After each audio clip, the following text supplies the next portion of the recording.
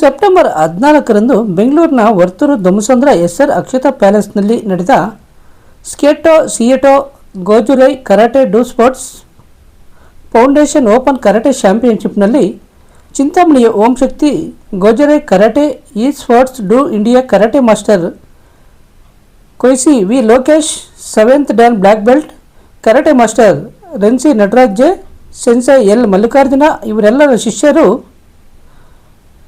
RK. ಶಾಲೆ, ಕೈವಾರದ ಭೈರೇಶ್ವರ ಶಾಲೆ, ಶೌರ್ಯ ಶಾಲೆ, ಎಸ್.ಆರ್. ಶಾಲೆ, ಎಚ್.ಗ್ರಾಸ್ನ ವಿದ್ಯಾಜ್ಯೋತಿ ಶಾಲೆ, ಕಿಶೋರ್ ಶಾಲೆ, ಶಾಕ್ಯ ಶಾಲೆ, ನಳಂದ ಶಾಲೆ, ಒಬೆರಾಯ್ ಶಾಲೆ, ಚೇತನ್ ಶಾಲೆ, ಆರಿಜನ್ ಶಾಲೆ